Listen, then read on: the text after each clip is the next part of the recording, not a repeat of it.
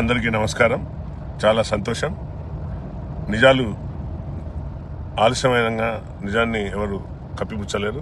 కాబట్టి ఈరోజు కవిత మీడియా ముందుకు వచ్చి చెప్పడం చాలా హర్షణీయం. మేము హర్షిస్తున్నాం. కాళేశ్వరంలో 1000 కోట్ల కుంభకోణం జరిగిందనేది వాస్తవం. ఆ వాస్తవం ఈరోజు కవిత మీడియా ముందుకు వచ్చి పెట్టడం చాలా హర్షణీయం. కానీ ఒక బాధాకరం ఏంటంటే, సోదరి కాబట్టి, మహిళ కాబట్టి నేను ఏమనలేకపోతున్నాను.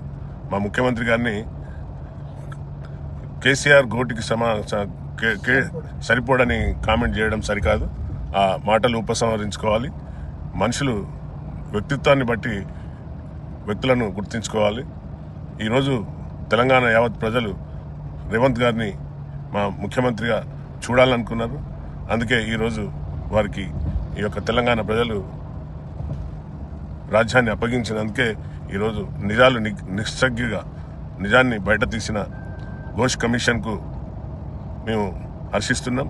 ఘోష్ కమిషన్ ఏదైతే ఇచ్చిన రిపోర్ట్ను ఎలాంటి పార్టీ అతీతాలకు భేషజాలకు పోకుండా దానిని నిండు సభలో వివరంగా వివరించి ఈరోజు దాన్ని సిబిఐకి అప్పగించడం జీర్ణించుకోలేని టీఆర్ఎస్ ఎలియాస్ బీఆర్ఎస్ పార్టీ తొత్తులు గొర్రెలు అది చెత్త కమిషన్ అంటూ సభ నుండి వాకౌట్ చేసిపోయినారు.